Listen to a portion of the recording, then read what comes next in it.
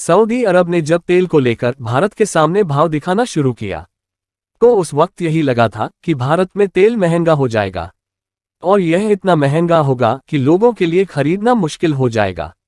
इसके साथ ही सऊदी अरब की मनमानी करीब 1.5 साल तक जारी रही और भारत की मान मनौवल की हर कोशिश नाकाम रही। लेकिन पिछले साल 24 फरवरी को ये खेल बदल गया, क्योंकि 24 फरवरी को रूस ने यूक्रेन पर आक्रमण कर दिया और इसके बाद पश्चिमी देशों ने रूस को प्रतिबंधों के जाल में जकड़ दिया। लिहाजा राष्ट्रपति पुतिन ने रूसी तेल के खजाने की दरवाजा भारत के लिए खोल दिया। भारत ने भी मौके को दोनों हाथों से लपका और करीब 1.5 सालों के बाद रूस न सिर्फ भारत का नंबर 1 तेल सप्लायर बन चुका है, बल्कि भारत यूराल तेल का 60% हिस्सा अकेले ही खरीदता है। यूराल रूस का पर्वतीय इलाका है जहां भारी मात्रा में तेल का उत्पादन होता है। यूराल क्षेत्र में जो क्रूड ऑयल निकाला जाता था पहले उसे यूरोपीय देशों में बेचा जाता था, लेकिन जब यूरोपीय देशों ने रूस से तेल की खरीदारी बंद कर दी तो भारत ने उसकी भरपाई करनी शुरू कर दी।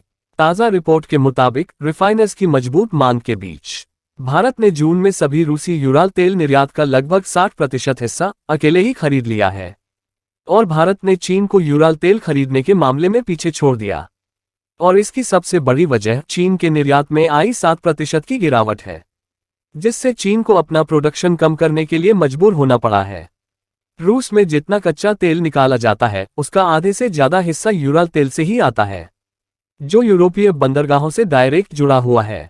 लिहाजा यूक्रेन युद्ध और उसके बाद तक सबसे ज्यादा यूराल तेल यूरोप ही खरीदता था, लेकिन बाद में यूरोप ने रूसी तेल पर प्रतिबंध लगा दिया और इसका असर ये हुआ कि अब यूरोप भारत के रास्ते रूसी तेल खरीद रहा है, जिसका जबरदस्त फायदा भारतीय तेल कंपनियों को भी हो रहा है।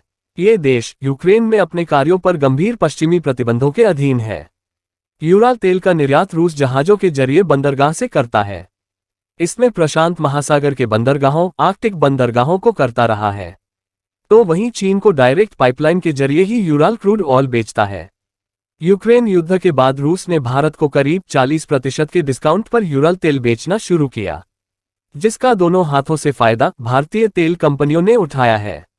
आंकड़ों से पता चला है कि चीन और तुर्की के बाजारों में आई सुस्ती की वजह से इन देशों ने रूसी तेल की खरीदारी कम कर दी है, जबकि भारत की खरीदारी उसी तरह से बनी हुई है और रूसी तेल खरीदने में भारत नंबर 1 बना हुआ है।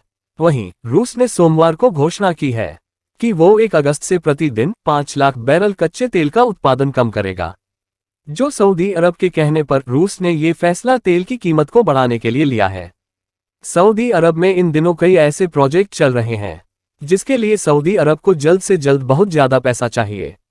लिहाजा सऊदी अरब की कोशिश लगातार तेल उत्पादन में कटौती कर डिमांड में तेजी लाना है और इसका सीधा असर तेल की कीमत पर पड़ेगा, जिससे कि तेल के दामों को बढ़ाए जा सके। रेफिनेटिव डेटा और स्रोतों के आधार पर जून में भारत ने यूराल तेल शिपमेंट का 60% हिस्सा अकेले ही खरीदा है और मई में भी भारतीय तेल खरीदी का यही आंकड़ा था।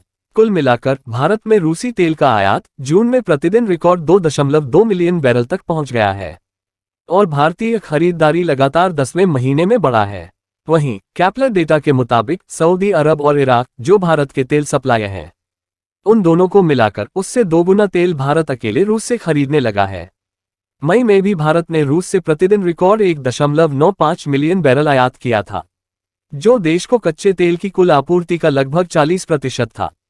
वहीं ताज़ा आंकड़ों से पता चला है कि डिस्काउंटेड रूसी तेल की वजह से भारतीय तेल कंपनियों के $7 अरब बचे हैं, जो एक विशाल का आंकड़ा है और निश्चित तौर पर इसका बड़ा फायदा भारत को मिल रहा है।